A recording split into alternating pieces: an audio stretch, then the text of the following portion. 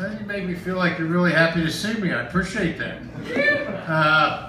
It's been about a month. Let me thank Jen to get the protocol. Jen, who sets this up every week. All of you who come here.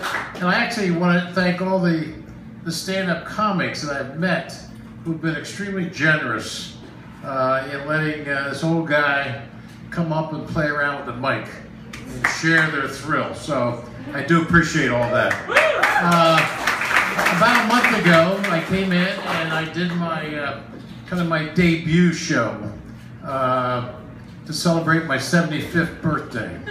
And I know.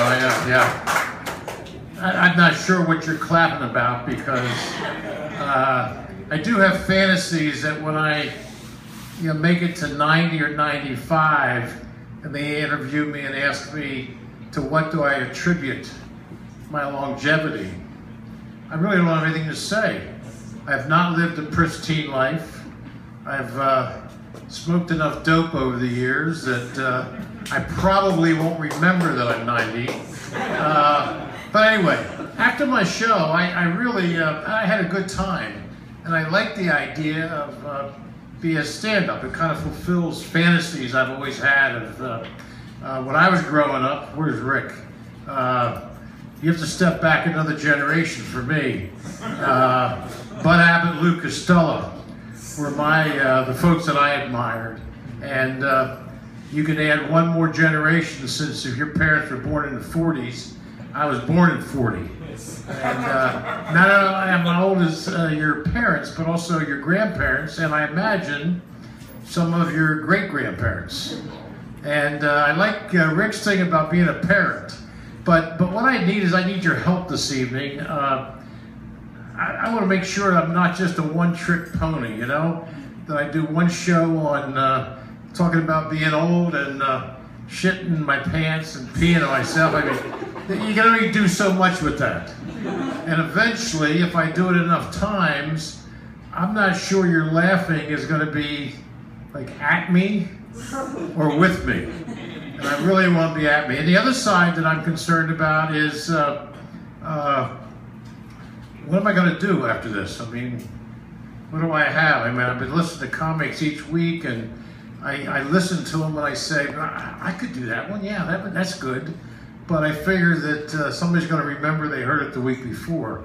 So I thought that tonight what I would use is, I mean, my age, I wouldn't remember from week to week, but I'm sure most of you would remember. So I don't want to take that chance.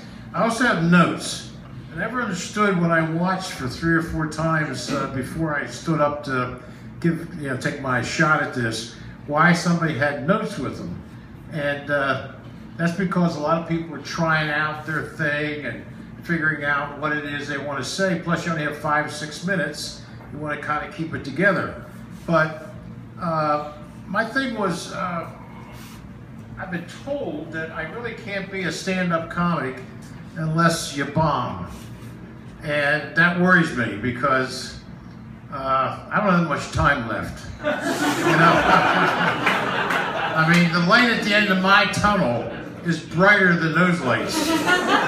And the stress of wondering, am I going to bomb tonight? And if I die the next day, I mean, shit, that's not what I want mentioned at my memorial.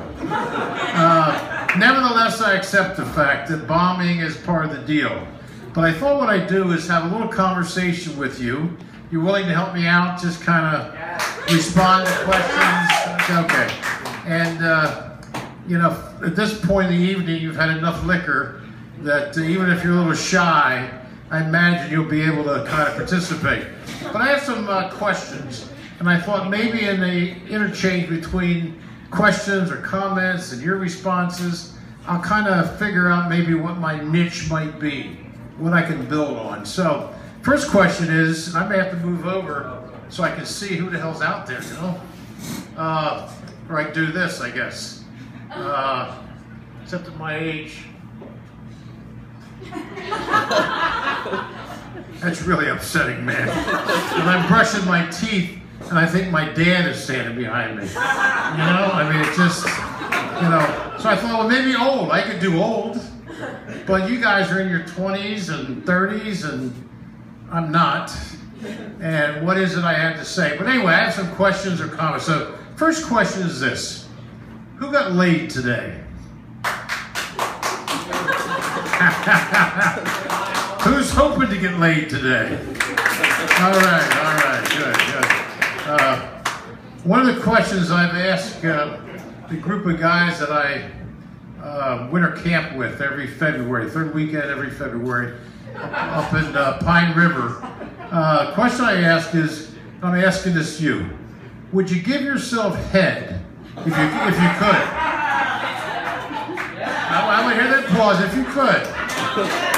Okay. I like that kind of crowd. And I got two responses, which I thought were pretty good. One guy said, "I'd finally get it the right way," which makes sense to me. And we had 28 guys that day, and the other guy said, if we could, there'd be 28 pup tents around the campsite. And we would say, fuck the canoeing. We're staying in today. Okay, so those who didn't applaud, have you thought about giving yourself head? Have you seen some of the videos of guys giving themselves head?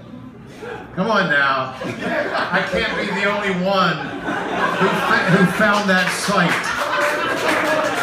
There are videos out there, guys. Now, the problem is I don't have to worry about that. You have to be extremely thin and hung.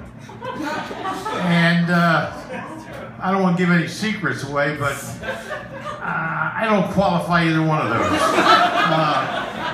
So I don't have to worry about it, but some of you guys might.